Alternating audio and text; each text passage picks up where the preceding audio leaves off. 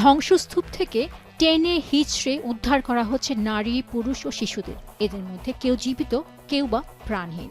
এ চিত্র যুদ্ধবিরতির আগে ইরানের ওপর মার্কিন ও ইসরায়েলি বিমান হামলার। প্রথমবারের মতো এ ভিডিও প্রকাশ করেছে ইরানি রেড ক্রিসেন্ট সোসাইটি। মর্মান্তিক এসব ঘটনা সত্ত্বেও খুবই ধীর গতিতে এগোচ্ছে যুক্তরাষ্ট্র ও ইরানের মধ্যকার যুদ্ধ বন্ধের শান্তি আলোচনা। অবশ্য বার্তা সংস্থা রয়টার্স বলছে, মূলত তেহরানের ইউরেনিয়াম মজুদ এবং হরমুজ প্রণালীর ওপর নিয়ন্ত্রণ ইস্যুতে আটকে আছে দুদেশ। এরই প্রেক্ষিতে স্থানীয় সময়ে বৃহস্পতিবার হোয়াইট হাউসে মার্কিন প্রেসিডেন্ট ডোনাল্ড ট্রাম্প বলেন, যুক্তরাষ্ট্র হরমুজ প্রণালী থেকে টোল চায় না, বরং ইরানের কাছে থাকা সমৃদ্ধ ইউরেনিয়ামের মজুদ উদ্ধার করতে চায়। Well, we want it open.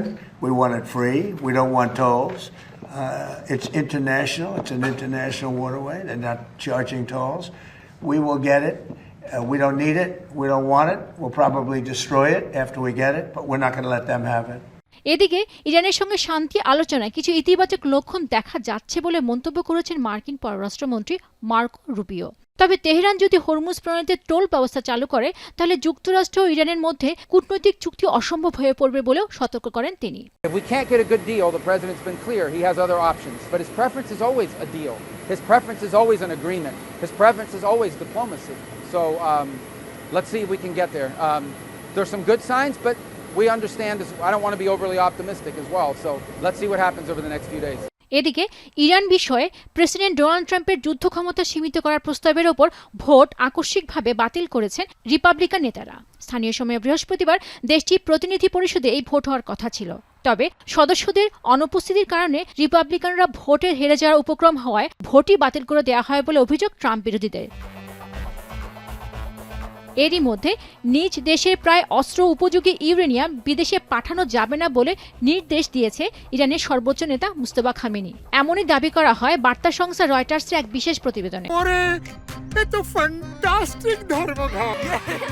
Best ingredient ও ইউরোপীয় মেশিনে তৈরি মজাদার কেক ফ্যান্টাস্টিক, যে ফানে সবাইকে টানে। এতে বলা হয়, সর্বোচ্চ নেতার নির্দেশনা এবং সরকারের অভ্যন্তরীণ ঐক্যমত হল সমৃদ্ধ ইউরেনিয়ামের মজুদ যেন দেশ থেকে বাইরে যেতে না যায়। তবে এই বিষয়ে এখনো কোনো মন্তব্য করেনি তেহরান।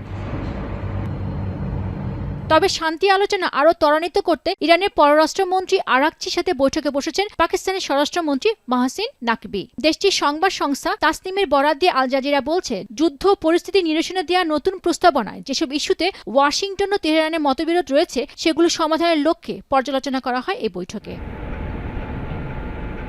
এদিকে যুক্তরাষ্ট্র ও ইরানের মধ্যে চলমান আলোচনা অগ্রগতি না হয় আন্তর্জাতিক বাজারে আবারও বেড়েছে অপরিশোধিত তেলের দাম। যুদ্ধবিরতি ও পারমাণবিক ইস্যু নিয়ে দুই দেশের মধ্যে অনিশ্চয়তা আরও গভীর হয় বিনিয়োগকারীদের মধ্যে উদ্বেগ তৈরি হয়েছে, যার সরাসরি প্রভাব পড়েছে বৈশ্বিক জ্বালানি বাজারে। পেনুকা সুলতানা, এখন বিশ্ব।